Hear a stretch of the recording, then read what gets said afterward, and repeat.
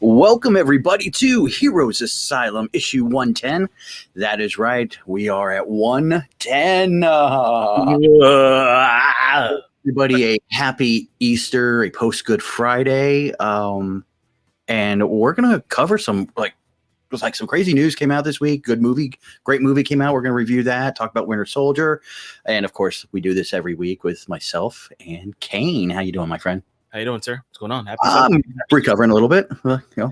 Yeah, I'm recovering myself from my day job, so I just been relaxing a little bit, and but like you said, lots of good stuff that dropped this week, and including a pretty big movie. So. Yep. Yeah. So I want to start this off this week. I know it is my birthday weekend, but I always love celebrating my birthday with a few celebrities. And one of my favorite ones shares a birthday with me on April 2nd. The one and only Sir Alec Guinness shares a birthday with me. But also yesterday we had probably one of what most people consider like the top Joker ever. Heath Ledger was his birthday, and today Mr. Iron Man himself, Tony Stark, celebrates a birthday today. So a fun birthday. I'm happy I share a birthday with some great folks, or at least a birthday weekend. There you go. You got some pretty good company right there. Yeah, I'm always happy when I look at that. I always like to look to see like celebrities. And just think of this: you're the baby of the bunch of those. Yeah. All right, so what we're going to talk about, the big one, I guess we can just drop right into. Godzilla versus King Kong dropped this week, or actually dropped 2 weeks ago in the theaters, finally dropped on HBO Max. I was not able to catch it in the theaters. I want to go catch this in the theaters after watching this. Yes, me too. That's one of the things I'm going to do. I'm going to make it a point, probably. My schedule is so busy, but I'm going to try to do it next Saturday, at least just before I get out of here. I want to see it in the big screen so badly. That's the one thing I had by watching the movie. I was like, man, this must be amazing with the Dolby and all that. Like, it's just wow. Like it was itching just to be in big screen. So yeah, I'm gonna make it a point. Hopefully, find me an AMC around here because there's no Regal and they're not open anymore as of now. But I'm definitely going to check that on the big screen. So, well, hopefully, maybe we can do a midnight movie review on it since it is out digital. Maybe we can also, do a bonus little one. I think that'd be fun to do that. That'd be a fun one to do. Actually, I'm going to talk about another Godzilla movie when we're done with this review in a minute, which is it's a real kicker. But keep going. Well, yeah, I mean, if anybody's interested, pretty much HBO has all the Godzilla movies you can pretty much think of. I'm sure there's a few like weird knockoffs, but like the classics, they're all on HBO Max. Again, another reason I'm really pushing HBO Max. I was a little crappy on them because they killed off my DC universe, but they've really stepped up the game, I think, on HBO Max and just the plethora. Pull a good Three Amigos quote out, but yeah, the plethora of like geeky, fun sci-fi movies that they have in there is just amazing. Oh, their list is amazing. Like I said, actually, the movie that I just finished watching is from HBO Max. So it's like literally I'd never seen like where was this? And when we get to it, it's just ridiculous. That's all I'm gonna say. Well, I mean, we're already gushing over it. Everybody pretty much knows it. We enjoyed the movie. We thought it was fun. It was everything I wanted it to be. But there's some kickback going on right now that there's a lot of folks that are kind of like a little upset with, not upset. I think they just feel like the human factor in the movie was too much. And I know probably one of the biggest ones is because of the section with Miley Bobby Brown. That they're all like, well, why was she in there and everything? But I think her part could have been taken out, but at the same time, I don't think it added. But I don't think it'll detract if she's gone either. I was just gonna say that it didn't take anything away. Like, was it needed? No, not really. But it didn't take me out of the film. That's one of the big things. Like, I was fine with it. It wasn't needed, but I was fine with it.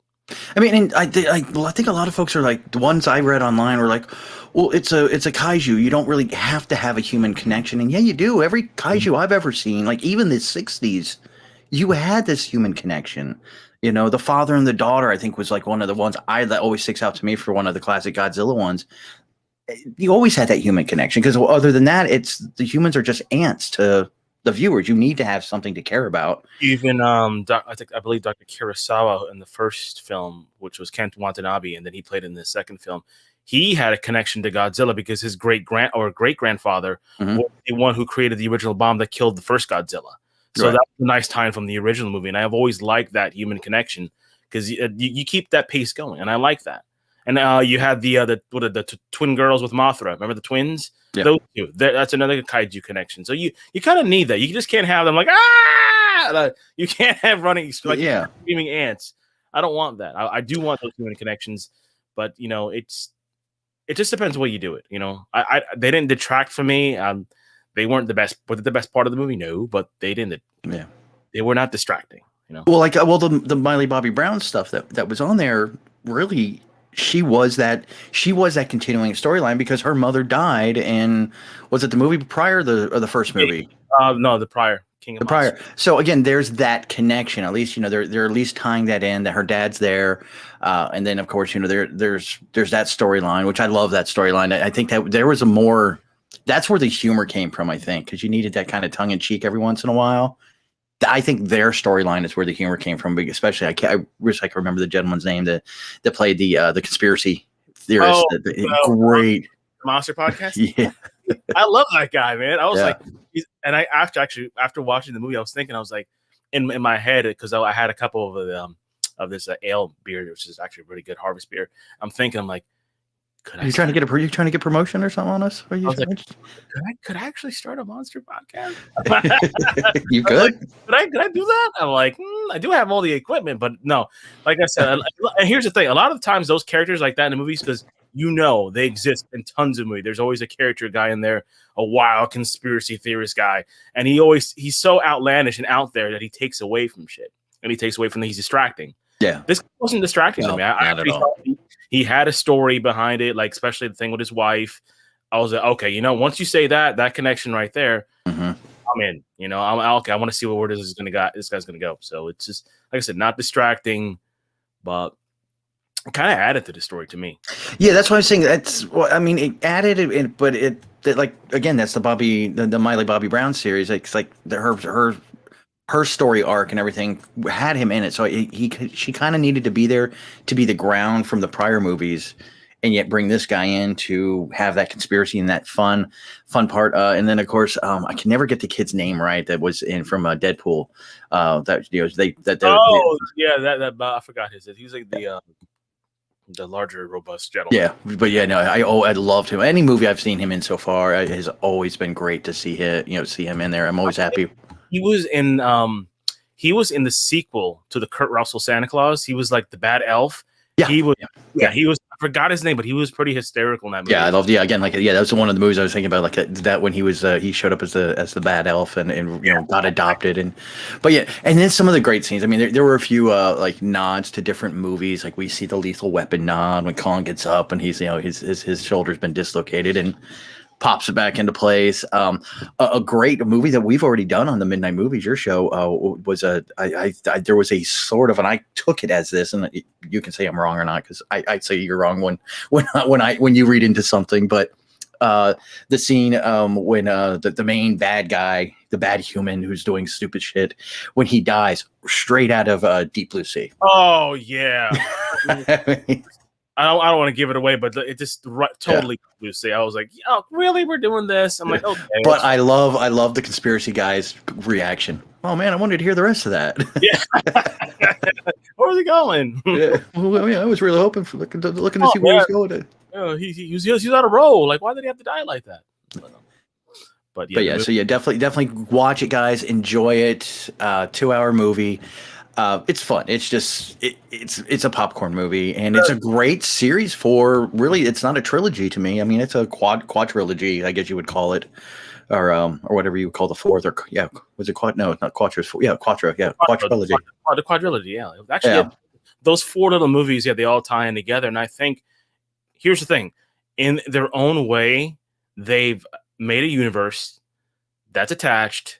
But it wasn't forced. Did you feel it was forced in any way? I felt kind of in all the movies. Like each movie stands on its own, but part of a bigger universe, which I like, and I hope especially with the box office results I'm looking at, like pre-pandemic, I guess this weekend it made almost $50 million.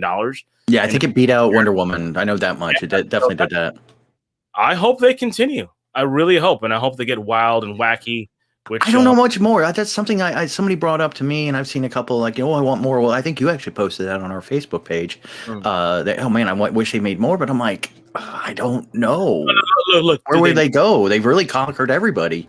Well, there's places they could go. They haven't gone to space yet. I know, but I mean, as far as like the classic villains, the classic kaijus, they've conquered them all. They did the checklist at the beginning of the movie. Yeah, they literally did. Which kind of segues to another actually kaiju movie I was watching, and it's called Godzilla End Wars. I'm not sure if you've ever seen it. It was literally on HBO Max, and I just finished watching. It's 2004. I gotta say, you talk about the human element in that movie compared to this one. The human element in End Wars is ridiculous. It's like ridiculous. Basically, you have these mutants, like literally they're mutants, right? Their DNA is like half born from kaiju Godzillas or something, and they have these special powers, and the aliens want to take over the world. Then you have this one guy. You have a cast of all Asian actors, right? And then you know who's in it? Remember Don Fry? He used to be an MMA fighter. Don Fry is in this movie. He's the only American guy, and I'll tell you what. You can tell he's the only American guy. Everybody else is like talking, trying to be serious, and here he comes like, hey, no, by the way, that's right, I killed Godzilla. In that voice, the whole movie. He is hysterical. He carries around a samurai sword. He's fighting aliens. He's like, yeah, just continue. He's almost like Harvey Bullock. What do you mean? That's right. Let's go kill him right now. And it's just so stupid. Godzilla's literally fighting the plethora. Basically his rogues gallery he's fighting in this movie. Yeah. They come over from this world. They take over all the kaijus, and he's literally fighting the Godzilla from the Matthew Broderick film. I was kind of looking at the pictures of it. Oh, and Don Fry's actually he's a UFC Hall of Famer. He probably famous for his bouts with Ken Shamrock.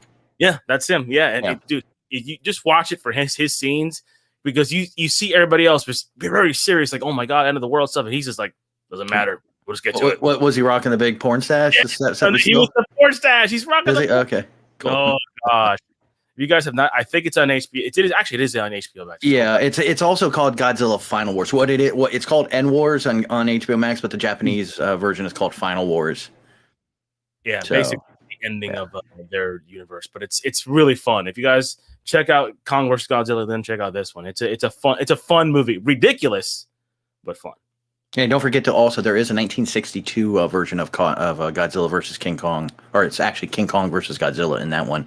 So look that one up if you guys really want to have some fun and see how much better this movie is. If you don't agree with that, like I said, if you want to see 2 hours of Kong versus Godzilla and this new updated one, you will not be disappointed. That's all I'm going to say. No spoilers, but you will not be disappointed. Very cool. Yeah, can't wait. I think I want to find that one and put that on my watch list. You gotta watch it. When you watch it, let me know. It's just ridiculous. It's almost like you have kaijus, Godzilla, space aliens, and these Matrix type people in there too. Nice. And it's trust me, watch it. You'll get a kick out of it. Very cool. Guys, tomorrow, or actually today, if you're listening on the actual regular podcast feed, today on April 5th is actually Star Trek First Contact Day, and they are actually really celebrating this on Paramount Plus, the service. They're going to be doing Star Trek panels throughout the day, and they're trying to make sort of an event of it, which I think is kind of cool. So I mean, there is no Star Trek products or anything coming out anytime soon. I think the next one is Strange World, I think, is the next one, which I can't wait to see that one.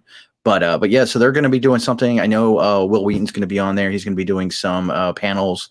And if nobody's ever seen any Will Wheaton stuff, yes, he's one of the actors from Star Trek, but he is a big fan of Star Trek and watching some of his Zoom meetings and stuff. He's definitely a sweaty when it comes to that product. So big time sweaty. I love him in Big Bang Theory when he was on there. Hysterical when he was fighting this guy all the freaking time. Like, he had an issue with him. It was just hysterical. I didn't watch a lot of Big Bang Theory, but when he was on there, I watched it. Yeah. So yeah, basically they're going to be having Star Trek First Contact 25th anniversary, which will be with Patrick Stewart, Jonathan Frakes, Brent Spiner, and Alison Craig. So I guess it's 25 years since First Contact came out, just so you feel old. And then creating First Contact's panel, they're going to be talking to like some of the costume designers, Women in Motion panel. It's going to have some of the female cast from Discovery, Picard, Lower Decks. Great show. They're also going to have Nichelle Nichols being on there as well, so talking. And she doesn't get out and do a panel or a cons anymore, not just because of COVID, but I think it was 2 years ago. She's like, okay, that was my last go around. She's just getting up in age and having trouble, getting around. Yeah. So she was doing. I think she was on one of the Zoom meetings with Wheaton too. Mm-hmm. Yeah, they all were doing that. You also are going to get a Second Contact panel, which will have Mike McMahon, who is a creator of Lower Decks. Awesome. Watch that one. That one is so much fun. There's also the Pod Directive, which is a podcast for Star Trek, and Brent Spiner and Jonathan Frakes will be on that, and a few other ones. So yeah, throughout the day they'll be doing live streaming, but again, it's Paramount, so I'm sure you'll be able to watch it later. But yeah, for you Trekkies out there, you definitely want to reach out and see that. It should be fun. Yeah, it's a fun little. I'll definitely check that. I'm not a big Trekkie guy, but anything especially with First Contact, that was one of my favorite of the next. Actually, probably of the next generation films that came out. That would probably be the best one. Would you agree or not? Well, I like Generations, but yeah, I think that First Contact would, because it was a great ending to the Borg storyline, but it also planted the seed for Enterprise. Because a lot of what you saw in Enterprise, actually, they had a scene or an episode from Enterprise that was a direct connection to the end of First Contact, where they find the wreckage of the Borg. And they find the Borgs frozen, they reanimate them, and then they come back to life. And then that sort of answers the question as why in the original Next Generation show, the Borg were already sort of heading towards us, and they never got a real answer as to why. And what had happened is they had sent a signal just before their homemade Borg ship blew up. And they're like, well, the signal went out. Well, how long is it going to take it to get there? A couple of 100 years. A couple 100 years, yeah. And then that kind of, so it's a nice little, bow tie or little bow on there to make it, tie up the everything together. Did they not also use one of the same scenes like later on in the season, or maybe it was season 2 of Enterprise, where it was basically a what if? And they had the same scene where the Vulcans had landed on Earth. No, that was the introduction to the Dark Universe. Their mirror universe. Yeah, where they actually, the Vulcans, and they murdered the Vulcans, dude. What? And they got Robert Conrad to come back and kill Vulcans. Yeah. What the hell is this shit? And like they were like Scott Bakula's there. He's wearing the old school Kirk, like the Mirrorverse. Well, what happened is it all ties into the Mirrorverse. If you never watched any of the Mirrorverse, but in one of the Mirrorverses, we find that I think it was Deep Space Nine gets connected, where the Defiant gets put back in time. Well, it picks up an Enterprise where they find the Defiant. Because it all ties in. If you watch the original series, the Defiant vanishes, then Deep Space Nine, I think, interacts. I don't think there was really truly like a Mirrorverse in Next Generation. I think no. And did they do Mirrorverse in in Voyager?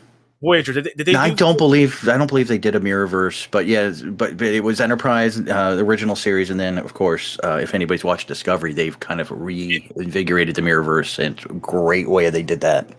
That is one of my. That's probably why I like Discovery a lot more, because one of my favorite things about Star Trek is the Mirrorverse. Was the introduction in the old school series of that, when you saw Spock with the goatee, but they continue with that. And actually in comics as well, what is one of my favorite things? The multiverses of DC. Same thing, built from the Mirrorverse of Star Trek. So it all ties in together. There is actually, I think, a DVD collection I think you can get on Amazon of all Mirrorverse stories. So you can kind of watch them all. What I loved about Enterprise is when they did do the Mirrorverse, they actually changed their intro. Yes. So and it was a different music. Like they changed the theme song, and they made it more militaristic marching, and then they changed everything up to where you're seeing them taking over different worlds and stuff. I thought was kind of cool. Even I think Next Gen had a Mirrorverse episode, maybe not. Where I don't think Next Gen did. That's the one thing I'm trying to remember. I don't. No, because I remember an episode. Maybe it wasn't Mirrorverse quite, but I think it was like I think Gaia was Whoopi Goldberg's character. She had like a dream. And then she woke up and she was in the Enterprise, but the Enterprise wasn't a science ship. It was like a military warship. Yeah, but I don't. Yeah, see, I remember that one, but I didn't think that was part of the Terrian Empire. Oh, because I thought that was part of the Mirrorverse, because it was like a different type of ship. It was the Enterprise. It had more guns on it. Yeah, it was definitely more militaristic, but it was something about time travel. Something had changed in the time, but I don't think. somebody that died was alive, but they had to die for it to continue. It was something. I think it was something like that, if I remember correctly. It's been a while since I've seen it. Anything with Mirrorverse, I'll get sweaty on. So I can stay stuck in the Mirrorverse all the freaking time. That's why I think I like Discovery. It was slow building up for me. I was like, man, I don't know if I'm gonna like this. But when they intro the Mirrorverse, I was like, okay, you know what? Let me just put my beer down. I'm gonna keep watching this. Yeah, I didn't want to hint you up to that because I was like, I was no, a Mirrorverse was only an original series, 5 episodes, 1 episode in the original series, 5 episodes in Deep Space Nine, 2-parter on Enterprise, and then into Course and Discovery. So yeah, there was no Mirrorverse in. Okay, that's strange. I didn't use it there. Well, again, I think they were trying to do something a little different. They were trying to find themselves, and I don't know if that was maybe they never got to it because Gene had passed away too soon. Because I think he passed away, I think in their 2nd or 3rd season. Yeah, and you can kind of see the change around the time he passed away, and that's when Robert Kirkman, I believe, or Orwell, they took over. Robert Orsi? Was it Orsi as well? Yeah, I can never pronounce his name. Orkis. I think Orsi was supposed to direct the last Star Trek movie, wasn't he? I believe so. Yeah. I don't know if he did or not, but yeah. But it's definitely something to look forward to. So what do you got next? Well, guess what? They have announced the cast for The Long Halloween. It's the animated movie. It's going to be PG-13. And guess what?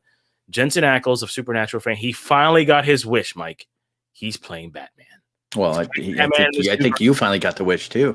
Yeah. Actually, I wanted that. I didn't think it was ever going to happen, but he's going to be voicing Batman in the animated version of The Long Halloween. But he's filled out by Josh Duhamel. He's going to play Harvey Dent. Billy Burke is going to play James Gordon. Titus Wilver is going to play Carmine Falcone. Our buddy Dave DeSmulchin, man, he loves weirdo characters. He's playing Calendar Man. Troy Baker, he of Joker fame from the Arkham games. He's going to be playing the Joker. Amy Lancashire is playing Barbara Gordon. Julia Nathanson as Gilda Dent. Jack Quaid as Alberto Fred Tarsoni.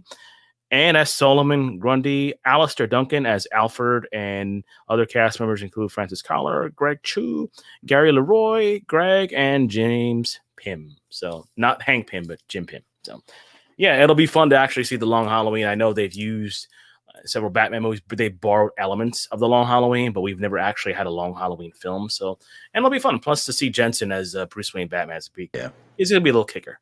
Yeah, and I'm always happy when they do adaptations into the animated universe because I think DC's animated universe it's always been on point. They do the storylines the best. They don't have to deviate because technology's not there or anything. They just do the story. Except for maybe one they didn't really do, but we don't talk about that one. We'll talk about that one. But it should be a fun little thing. Like I said, like you just said eloquently, they never mess up their animated universe. The keepers of that universe are pretty much on point. I'm not sure. I think I remember we discussed it last year who was helming the animated verse, and I think one of the producers is going to join some of the film stuff. But when they do their stuff, like I said, always on point, never disappointing. So it'll be fun to see. Well, I think what happens there is it's them. They're doing their own stuff. Live action, they have to go through a production company, distribution company, and then of course, more hands in the kitchen, and we see what products come out like that. The same thing can kind of be said. I mean, granted, I think Greg Berlanti's been at the helm of television. That's why there's such great continuity there. Yeah. And I think what we see on the animated movies and what we see on the television series, that's what they need to do. But again, you look at what Marvel did. They had one guy helming it. That's just what you need to do. Get everybody else out of the way. This guy's in charge. Let him do his thing. You put your faith in him and let them do it. But again, the mustache twirling, studio execs kind of like, oh, that's kind of scary.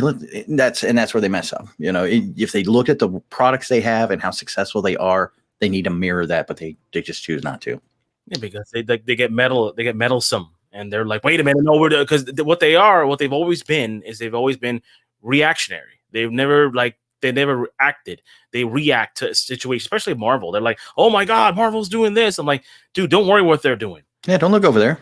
Concentrate on your own stuff. It's kind of like when I walk my dog at night, right? He pretty much focuses on everybody else instead of the task at hand, what he's got to do. He's like, looking like this. I'm like, dude, go this way. Don't worry about anybody else. So And it's something that I know. So you've seen those in like pep talks and stuff like that. Don't worry about what your competition is doing. Worry about what you're doing and what was the last thing. Do better than the last thing you did, and that's just you just need to chug ahead. But we shall see. But yeah, I can't wait for that. Did they? Was there a release date on that? Was there? Uh, I'm hoping. Obviously, it's probably no date, but oh, I'm guessing Halloween, October-esque.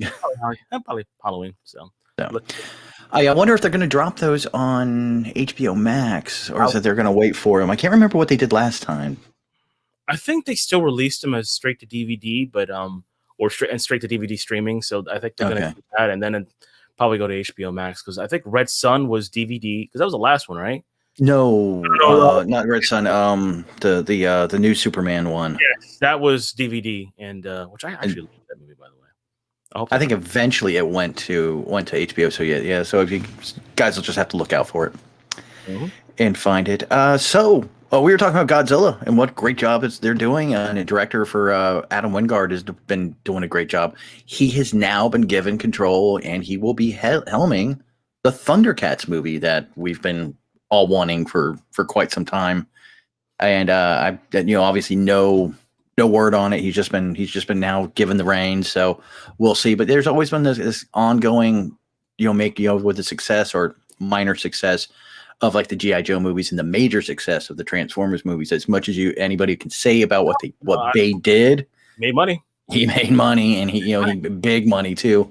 Enough to do 4 movies. So it's Did he do 5? was it 4, 5? Maybe no, I thought it was 4. No, it was 5 because he did. Was it 5? It was Transformers: Dark of the Moon, The Fallen, Last Night, and there was another one in there.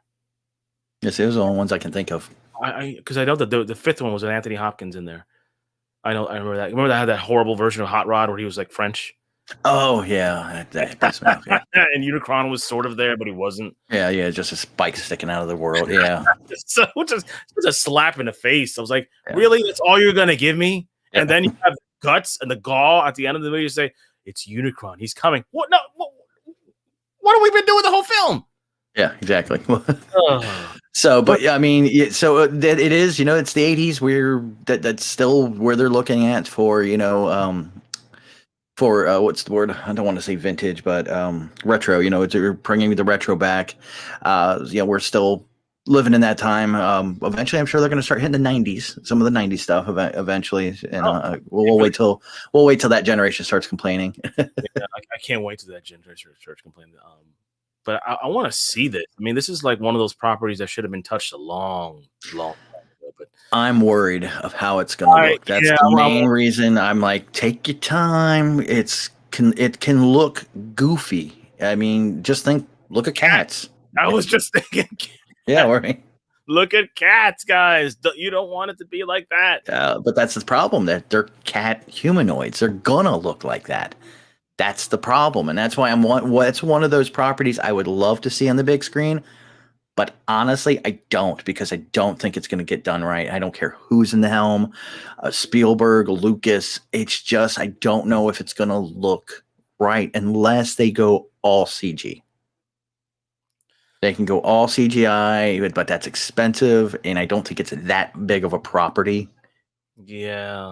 Because I mean, you had Thundercats for 4 seasons. I think it was 3. Yeah, but Transformers is going to give you more money because it crossed generations, and you had how many generations of Transformers, and Tons. the Beast Wars, and then the Headmasters, and then the Army, Armada. You had so much, so you had a bigger group, or a bigger fan base to come together. I just don't think you're going to get that with Thundercats, and that's the problem. Yeah, I mean, they had the original series, and they had that series which you told me was on Hulu. Great series, great. Which sucks. I wish it didn't end after one season. They were going somewhere. And then there was another one they had, like I think late mid-90s or something like that. There was another one that was horrible. Oh, that's the one on Cartoon Network. Ooh, yeah. That's And then there's a new one. Well, no, there's a new one that came out. The one that's on Cartoon Network. That's more of the like kiddie-looking one. There's that one, and that's sort of picked up a little speed. But that's my only concern. I would love to see it. But at the same time, I don't know. Cats. That's the thing, and I get you. That's my. I don't want it to look like Cats. So if take your time, guys, because I think one of the things that's going to be tricky is what you just said, is the design of the cats themselves. Because if you do it wrong, you get cats. But again, they're cat humanoids, so that's what I expect. Well, they better hire some good costume designers and make it. I would go practical. This is the first time you're putting this franchise on the big screen. Yeah. Go practical. Then, if you make money, then you could throw in the CG. But you got to make it look good, though. Yeah, that's the thing. Yeah, I mean, to be honest, I would much rather see them try to redo He-Man than to see them do cats. If they're going to try to do another '80s property, or venture into something more practical, like a mask, or something like that. Wasn't Mask announced last year? The mask has been kicking around for quite some time. In development. Yeah. Well, I know Seth Green's. He's a big, huge Mask fan, and I know he's been like really trying to push it. I think what you really need is you're going to need somebody that has the guts and the pull to do what Ryan Reynolds did, or to do what The Rock's doing. Now, I want this movie to get made. I'm going to push it to that point. I mean, like you joked about, when we saw the Shazam and him finally starting to film, it's been in development hell for like 8 years, but he's been that one that's helmed it. And the same thing with Ryan Reynolds. It took forever, but he got it made, and that's what I think you kind of need for something like that. You need somebody that's got the heart behind it and the love behind it, and just does it. It's not doing it for a job, but they're doing it because they love the property. Passion project for them. Yeah. And that's usually when you get the best stuff, is something that they're into. Like, yeah, I really want to do this. Let's go for it. Let's move forward. And hopefully they can find a big star that loves Thundercats, and maybe they could further and push that along. But we can only hope and see where it goes from there. Yes. So what else you got? Well, guess what? The films, The New Gods and The Trench, which were in development hell, have finally been laid to rest. Yes, they have been canceled. At DC Films, they canceled both the shake-up of DC Extended Universe, basically reported by Variety. Ava DuVernay's adaptation of Jack Kirby's New Gods and James Wan's Plan the Trench have been both canceled, and there's no rescheduled dates for either of them. And to me, I think this is great news, because I didn't want any of these projects going forward, especially The Trench. I don't care about The Trench, but specifically The New Gods. I think after we saw The New Gods and Zack Snyder's cut, that's where they're like, wait a minute. People want this New Gods. That's what happened. I think sort of Snyder's cut ruined Ava DuVernay's chance to make the New Gods, because Zack, and he had mentioned this before, he had mentioned the New Gods thousands of times. Darkseid, hey, it's coming. So I don't even know why in the first place you had her attached to this film, because I don't think it was ever going to see the light of day when you had somebody already who had the New Gods in his film, and that's where they were going anyway. So it's just kind of mind-boggling, but I think once that was released, that Snyder cut, that pretty much was the end of the New Gods for Ava DuVernay. Well, she's still with them, so they're not going anywhere. That's one good thing. She's actually working with them on the Naomi series that's going to be coming out on CW. So she'll still have her fingers in DC. I think, like, yes, he was going his route. What I think they could have done is, like, he introduced them in that way, and she could have picked up and just took the look. It just made the storyline. But I was like, she wasn't going to do that. That's the problem. Oh, she wasn't? Oh, okay. No, that's the thing. Like, her adaptation was going to be all her. It was going to be a standalone, and I think that was a mistake. If she would have picked up right where Zack left, and like, hey, guess what? The New Gods are out there. Like, literally before, if they had made a Justice League 2, you throw in the New Gods movie, then you get their backstory of a High Father, New Genesis, and all that stuff. I think it would have been great, but I don't think she was going to do that, and that's that's the problem. Like, right now in the lexicon, in our minds, when we think New Gods, we think of that Snyder cut. We don't think of and that's in our head right now, unless they go further with that down the road. So we'll see. But I'm glad. I'm glad. Hopefully Zack will get his chance to continue, which you never know. So we'll see what happens. And the Trench, I really didn't want to see.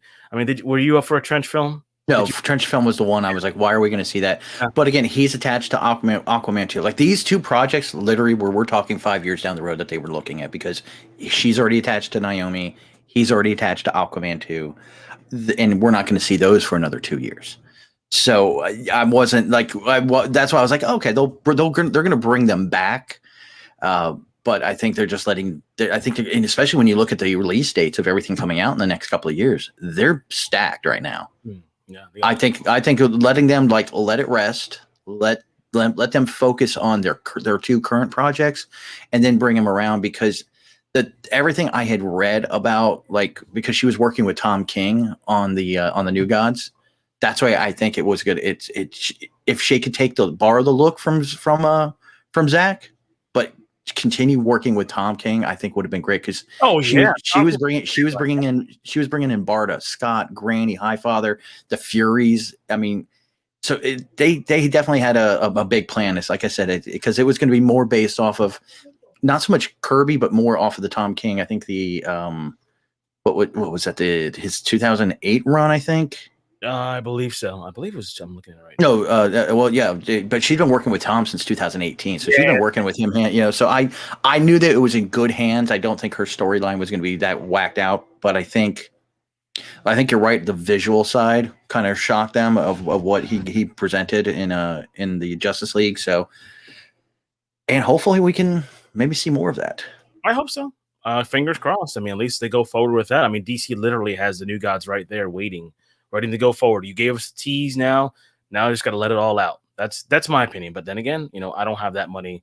I'm not one of the most balanced storytellers at Warner Brothers. So, I mean, it's a smart idea, but who knows? Who knows what Warner Brothers does? They literally, like I've always said since day one, Warner Brothers has a pound of gold literally at their feet, and all they have to do is mold it.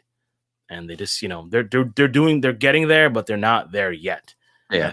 Because of just too much heavily interference from the studios and the high guys and up there, the yuppies, the guys who are not geeks, who are not fans, they're finance guys.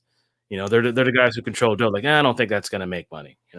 So, but these two projects being dead, not a big deal. Especially the trench. The trench we saw in Aquaman for 10 minutes. And he's gonna, and I bet you he's gonna throw something in there since he's not gonna do it. He'll probably have a trench scene in there. And say, okay, I was able to do it. And yeah, he's like, it'll be like a 15-minute journey into the trench. Hey, remember these guys? Yeah, but not needed. So, what you got next?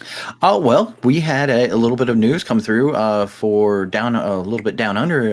Apparently, Thor: Love and Thunder has an extra cast member that showed up this week. Russell Crowe, Oscar winner star from Gladiator, and of course Man of Steel. You got to love him for Man of Steel.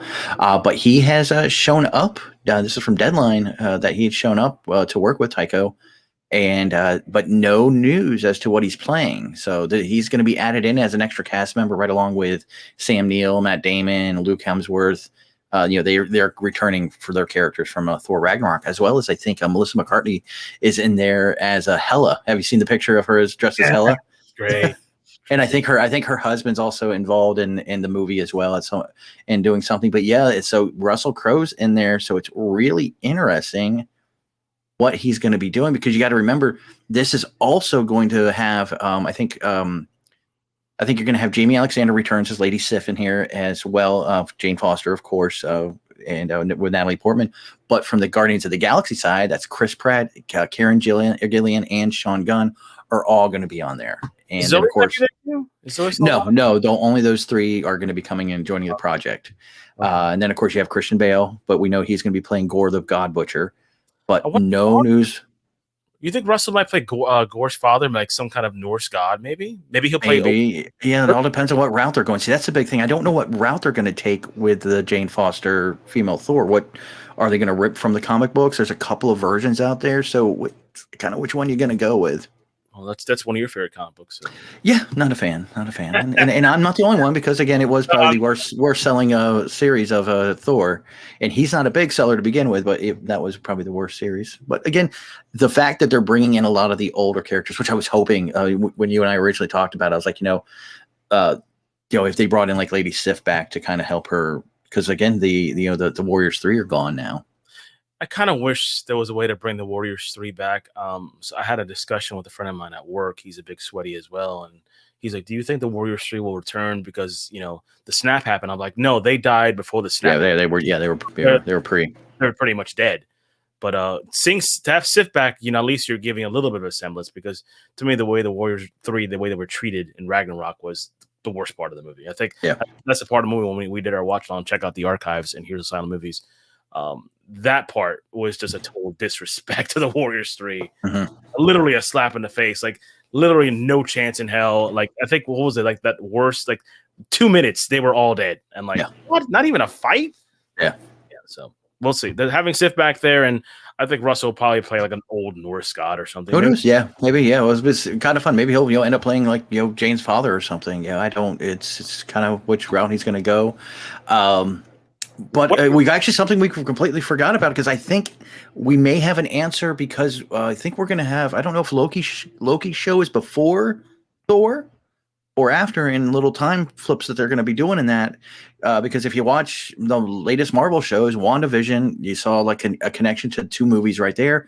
And we were in the middle of Falcon and Winter Soldier, and we didn't talk about the new episode, but the very ending, there was a direct tie to Wakanda. So, we're watching this, and you and I are probably, we're both thinking, oh, this will be great. This will be like a nice lead into where they're going to go. But I never thought about Wakanda showing up, and we're seeing what was it? Ao or Akayo or Ao, yeah, I think he showed up. Yeah, he's the guy. He plays he plays Manape. Is that no? She was no. Did you not watch it? No, I didn't see the ending. Oh, I smack you. I saw the whole thing. I just didn't see that. I was like, there's nothing to watch. I was like, bye. Yeah, I know. He found a what it looked like a little pebble thing, and Bucky goes around the corner, and there's Ao standing there, and she's like, well, we need to talk. Ooh. So if anybody remembers that, she was the second in command under King T'Challa. So hopefully, maybe we're going to see a connection with now Black Panther 2, and maybe a backstory as to what's going on, and maybe this is where we're going to see the explanation of where happened? He is. Yeah. But yeah, they're tying a whole bunch of stuff in together. We finally got to see Zemo. We finally got to see Sharon Carter on the newest episode. I mean, it's both of those characters were awesome in this episode. To me, like Sharon was awesome. You get an explanation of what happened to her after Civil War. She's on the run now. But just seeing Zemo, dude, doing the Zemo dance. I mean, come on. That is like the meme that's around the world right now. Him just little fist bump dance. And him just being like, listen, we know who it's Baron Zemo. But him having his official name just thrown out there, he's like, "Oh, you didn't know? I was a baron. Yeah, my family has dough." I'm like, "Wait a minute. So you've been in a German prison for how long? And this old man has been waiting with that plane outside for you for hopes that you're going to escape?" That's dough right there. Yeah, Alfred would do it for Batman. Come on, I mean, he's the villain. He's the evil Batman. But this guy, this older general, he looked like he's up there, like he's near, like I don't know. Hopefully he's okay, but he's got some years in him, man. Like, hey, welcome, Baron. I'm like, whoa, how long have you been waiting? It's been in there a while, man. I'm just saying, and of course you get the classic Zemo mask with the Marvel twist on it. That was that was awesome. I love when he found it in the car. I was like, awesome, yes. Coat. I'm like, okay, it's not exact, but it's close enough. It's close enough. We get to see Mariupol for the first time. The city that basically, I mean, I love that they brought that in again, a nod to the X-Men, because this is an area where the X-Men are known for. So who knows, we're going to see a connection. We don't. There's a mystery about Sharon Carter. I mean, we've got 3 episodes left. I don't know if we're going to get the answer because she sort of like came in, did her thing, and kind of went off on her own. Went in like that one girl picked her up. She's like, "Hey, we have some stuff we're doing." I'm like, "Ooh." I love the way how they open up other worlds within worlds. Mm-hmm. That's the best thing I can say that Marvel does, especially in these TV series so far. With the 2 of them, they open worlds within worlds. Yeah, they're tying. They're doing exactly what I thought CW was going to do with their DC and stuff. I mean, they didn't go that way. That's fine. We got multiverses, but I thought the way they're segueing it, just to me, it's perfect, and I can't wait. Yeah, and I was talking to one of our friends, and she watches that. She always message me on Friday. Hey, did you watch it yet? I go, no, I'm at work. You need to give me a second. But she made a comment. She's like, I hope, like, especially with like with Black Widow coming out soon, she's like, God, I hope we see more of her, maybe doing kind of like the backstory, kind of like what you're always like, I want to see a little bit more. I want to know what happened in was it in Berlin, and stuff like that. And I was like, well, I always thought that's what we would get with Shields, Agent of Shields, and they missed that boat. But maybe we'll see that now with like kind of doing a share, if they do branch off and have Sharon Carter doing something and seeing more like the espionage thing, because this captures the espionage feel to a T. I That's mean, why I like it so much. it's like watching a James Bond movie, but it's a television series. It's like almost like the sequel to Winter Soldier is Mhm. this, which is perfect because I told you how much I love that movie. I Yeah. fought tooth and nail that we should have done it during our Marvel watch along, but we didn't. But I think it deserves its own time. I think it stands alone. That's why not only that, I don't think it had an impact on the overall story. That's why we made that call. But I think it deserves its own kind of maybe we'll spotlight. do it one of these months. We'll probably pick it up. Oh no, I told you. Yeah, when we like I said, yeah, we're not going to do it now, but or when we did the watch alongs last year. Yeah, I think we were doing Civil War. We kept talking about Winter Soldier. We're like, Winter Soldier would have been nice, and you kept saying, "Look, we're going to do it eventually." We're just like I said. I mean, last year what we did, guys. If anybody wants to go back and they can check it out on the Here's Asylum Midnight Movies, we did a watch along of what. I mean, it's a lot of movies. We couldn't do all the movies, but we did a watch along to what we felt was the most important ones to the Infinity War saga. Certain movies didn't fall into that category, and that was one of them. But it was a great movie nonetheless. And like I said, I want to do it because I think it deserves its own spotlight, its own time alone, and not to be lumped in with the rest of them. I just want to find out. And so far, they have not led me to believe that Zemo is the villain of this. Like he's just basically along for the ride now. But no, actually, Captain America right now is the more hated than he is. Oh yeah. Did I tell you that? I was like, watch, they're gonna make U.S. Marshal the villain, and so far he's a dick. U.S. agent. Yeah, everybody hates him, and anybody, if there's anybody out there that's listening that hates him, it's a character. All right. You're not going to send hate mail to Anthony Hopkins because he played a great Hannibal Lecter. You're not sending hate mail to James Earl Jones because he did a great fucking Sith Lord. You're not doing that. Let that guy go. He's doing his job. He's making you hate him, all right? Because he's that good of an actor. Yeah, that's what you guys should be doing is celebrating his acting ability. If you hate him, Wyatt Russell is doing his job. Yeah, that's all. He's doing his job perfectly because you're supposed to hate him. He's taken over a beloved character. Mm-hmm. And of course, the next guy who's going to put on that suit, of course, is going to be freaking hated. Look at Jason Todd when he took over for Dick Grayson. Hated. They killed him off. They hated him. He had to die to come back to be loved. Just saying. I mean, everything ties together. I think once they convert him over to be actually being U.S. agent instead of Captain America, I think that'll take away some of that heat. But I mean, this is a perfect example of great writing and great. I mean, this is I go back to, and kind of promote your show a little bit here, but you did Low Blows and Chair Shots that you guys talk about wrestling and great writing and great heels, the villain of the story. That's what those guys do. And back in the day, these people were so hated, they had to get police escorts out of the building because, people thought the stuff was real. And that's what you're getting right now in a way, because you're having somebody so good at his job and his craft that people can't separate him from the character in it. But it's good and it's bad. It's good, I think it's more good than bad. It is bad, but it's more good. I think it's a hate that's organic, and it's a hate that's built on the universe that's been built for the last 12 years. You have this guy, you love him, and you're like, oh, by the way, what he meant? Yeah, he's gone. Excuse me. He's dying. Not yet. I'm coming, Elizabeth. And then you're gonna give the shield to somebody else, and I think that's the basically the whole thing is, and in the conversations that Bucky's having with Sam, like, why did you give the shield away? And I still haven't gotten a clear answer why he gave it away. I mean, his whole thing is like, well, I'm not worth it. I'm like, dude, yeah, he's not worthy. That's it. End of story. He just felt like he's not worthy, and he's not worthy. Yeah. Now, the only thing I gotta say about him playing U.S. agent is, I swear to God, he looks like Charles from Up when he wears the mask. Oh my God, doesn't he? That's got that squished in face. I'm like, his face doesn't look like that. Why does he look so weird when he puts the mask on? So strange. I think somebody has a Funko Pop out there of Charles from Up and with the U.S. agent. That's awesome. It's so scary. Like, oh my God, they somehow it is a Disney property. So yeah, it's just maybe they're hinting that Up's part of the MCU. Oh my God, maybe you know what it is? Maybe what if a U.S. agent is actually Charles when he gets older? Probably. Could be. I wouldn't be surprised. Best way to tie your worlds together. So what do you got next? Obi-Wan has announced its cast. I mean, we knew this was coming. Hayden Christensen, is going to be there. He's reprising as well as, I guess it's going to be Anakin or Darth Vader. That hasn't been really said yet. I thought what I had read was it was Darth Vader, that he was going to be wearing the suit. From what I had read, yeah. Let's see. The series also includes Moses Ingram. Joel Edgerton is going to be back, which I think is cool. He's going to be playing Uncle Owen. Bonnie Please, who plays Aunt Beru. Yep. Kumail Nanjiani is going to be in it. Oh, and Verima, Rupert Friend. Sorry, guys, if I screw this up. O'Shea Jackson, who's actually become a really good actor, by the way. That's Ice Cube's son. Sung Kang, Simone Kessel, Benny Saif.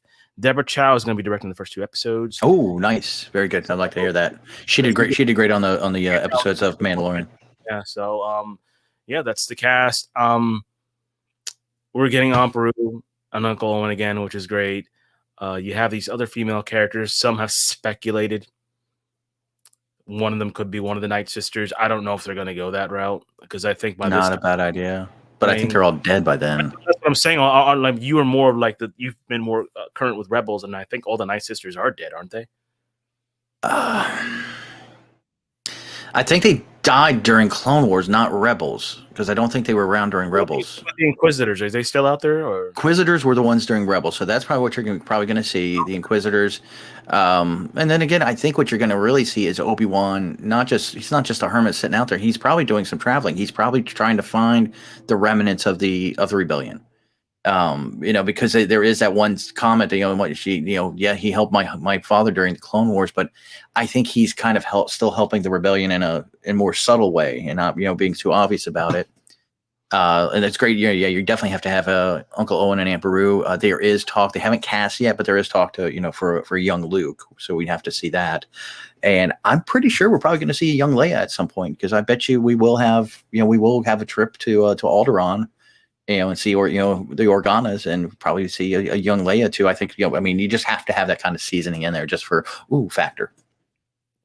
And it could be just one scene, like, oh, look at Leia. That's her. That's again, they're Bale's having a meeting, and she comes running in playing with a toy or something. Yeah, Leia, come back later, and just that's all we need. It's nice. It's kind of like how Rebels did it when they had when you saw Obi-Wan out there and you saw Aunt Beru calling Luke, and you see his shadowy figure just running through the sand as Obi-Wan is looking on, and the Manitron. That's all you gotta do. Yeah, and that's probably what we're gonna see. We're gonna see something similar to that. And as much as I have been saying for years in this podcast that I think they're gonna have another battle, Obi-Wan and Vader, I'm starting to detract from that now. I'm starting to backpedal. Because I don't think it's going to happen. I think you're going to see Vader, but I think you're just going to see Vader from afar. Basically, you'll be seeing him on the ship being like, because at this point, he hasn't sensed Obi-Wan. Obi-Wan is probably not in tune with the Force at this time. So I just think you're going to see that. That's just to me. You're just going to see Vader from afar. Basically, you might see Tarkin maybe. And him and Tarkin like, hey, man, we're going to this planet here. This one. Oh, but what about Tatooine? Nah, don't worry about that place. Yeah, I don't want to go there. He hates sand. That's the one thing he does not want to go back there. So that's why, unless Obi-Wan leaves Tatooine and goes, then there might be like where they run into each other, or maybe he senses Obi-Wan for a moment.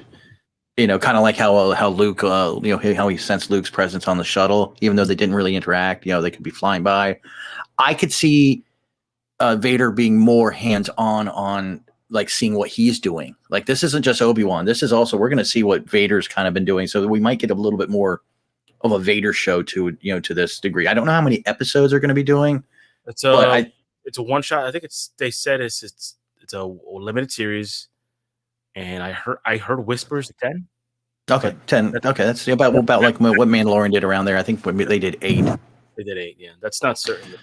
But still, that's fine. But I think what we might see is, like you were talking about, the Inquisitors, having Vader have one doing a search. Hey, they're still in the midst of the purge. They're still trying to find these Jedis hiding out. So what we'll see is Vader going around the galaxy trying to find him, and maybe we're seeing Obi-Wan helping some of these Jedis, that are like trying to hide out, and he's basically doing a kind of an underground railroad kind of thing with the Jedis. Yeah, basically, he's just trying to hide him out. Like, hey, man, get out of here, go through here, just like that. And if anything, you see Vader in this series in action, it'll be him fighting those other Jedis and killing them. That's it. That's what I would love to see. Yeah, seeing him hunting down Jedi's, Obi-Wan trying to basically undercut Vader, but not realizing he's doing it. Because he still doesn't know who Vader really is at this point. He's. And I think that's what we'll hopefully that's what we'll see. I'd love to see that because I know Ewan McGregor's getting in shape. He's posted a few things where he's like getting into like back into fighting shape because of the the lightsaber duels he's going to be having. You're not going to have Obi-Wan in this series not having fight with the lightsaber. That's all I'm saying. He's probably going to fight like some Imperial forces or some Night Inquisitors. He's going to fight. I just don't think him and Vader are going to fight anymore. Definitely. Because if you do that, you're going to ruin the canon and all that stuff. But if it happens, I would be pleasantly surprised. Yeah, I know it's something you want. That's why I was like, I think that's. But do me and you both want it? Hell yeah! But I don't think it's gonna. I don't know. That's something that's why we always argued about it. I don't want to see them fight. To me, what that does is that kills off their final battle on Mustafar, and it kills off Obi-Wan sacrificing himself. If there's a meeting in the middle, to me, those are the bookends. I don't want to see them, go face to face with each other. I'd rather them sense each other, and maybe that's when Obi-Wan realizes who Vader is. Oh my God, I know who that guy is now. He is Anakin. Well, the reason I say they could get away with it is that one line from New Hope. That's the only wiggle room you got. That line he says on the ship, "When last I saw you, I was a mere pupil. Now I'm the master." And again, but that line, you can say the same thing. You can take my side of it and saying the last they saw, he was the pupil when he got his ass kicked in Mount Mustafar. That's what I'm saying. You can take that line and go either way. You literally could, because at that point when he was fighting him, he was no longer a pupil. He was already Vader. So, and he wasn't a jet. Well, like I said, you could literally, I could see both sides. Yeah, literally play like that. So the last one I have, and this one kind of fits into your world, looks like Robert Pattinson's The Batman reportedly is going to be set on DC's Earth 2, which is interesting because there are a few different. There are two Earth 2s depending on which one you look at. You have Earth 2 that's the number 2, and there is a Earth 2 that is TWO. The Earth 2 TWO is an older one, but the Earth 2, the number, is actually the one where the Obama Superman is there. Yeah, is there. And so, I mean, if they are going that route, and if they stick to their concept of a Black Label-esque universe for those, him, the Joker, I could see them going that route, especially because there is that want from certain people to have that Superman show up. Yeah, I'm looking at it right now, and yeah, you could literally do that, and a lot of the residents of Earth 2 are dead. Yeah. When you look at the you look at the list, like Batman dead, Catwoman dead, some guy named Mr. QB or Mr. 08 dead, Superman, Kal-El dead, Wonder Woman dead. Like the big heroes are dead. Yeah. So this Batman being around is and actually the Batman they have pictured here, his costume design looks very similar to Thomas Wayne. Well, there is a Thomas Wayne 2, I think, in that universe, if I remember correctly. Okay. So that might be kind of where it's hinting at that's that Batman's version. So, but yeah, it's kind of cool that they are connecting it to a Earth instead of creating its own and saying, hey, you know what, this one's branched off and he's like, Earth 2021 or something like that, whatever they want to call it. But it is kind of interesting because maybe they can connect and grow that world a little bit more and bring in what they've talked about. Michael B. Jordan has been wanting to do a Superman. If they do that version of the Superman, I've got no problems with that.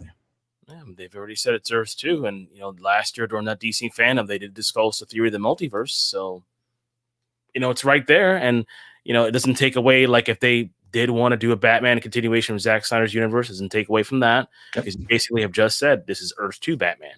And when I heard that, I was like, okay. And I should have known that, being a fan of the multiverses. I was just being stupid. But now that I hear that, okay, now I could see this Batman movie just as an Earth 2. Yeah. Still doesn't take away I don't like him, though. That doesn't change the fact. You can be in Earth 2. I still don't like what they did. Sorry. Maybe I'll cue my music up here one of these days. Still don't like it. Sorry, guys. Yeah. All right, guys. Well, that is it for Heroes Asylum. This week on our Midnight Movies, we're going to be dropping a special solo movie watch along for the 80s because we're jumping in the 80s in April. And we're going to be doing, or Kane did, Cocktail. So we'll definitely be having that. And Kane's latest episode, actually, no, Kane unfortunately was not on that one, but the latest episode for Kane's other podcast for Low Blows and Chair Shots has the reigning champ of showing up is Mr. Willie Veal or Hot Shot. Oh, yeah. Actually, I heard episode 7 is actually really good. You did a good job on that. It was really. I was the guest, and but hopefully there might be some for the future show. You guys are going to be talking about WrestleMania. Yeah, WrestleMania. I believe it's this weekend. Yep. Yeah, so we're going to be doing some predictions of WrestleMania. Our ideas, what's going to happen, who's going to win, who's going to lose, what are the new storylines going to be created after. Mm-hmm. And who knows? You may have some guest stars or guests. Have some guest stars. I'm working on one. One might definitely be there, but another one I'm really trying to get to be on there. So it might be a fun show to check them out. If you guys want to check them out at the bottom of the description, I put a link to their podcast there. You guys can subscribe to them. They also have a Facebook page to check them out. And but I hope you guys have a great week. And Kane, what else you got? Twitter at the Heroes Asylum _podcast, Instagram at the Heroes Asylum. Check out Low Blows and Chair Shots. Episode 7 is up. And check out the Facebook page on Instagram and on Twitter. And as always, from Mike to me to you, happy Easter and get to the asylum. See you soon.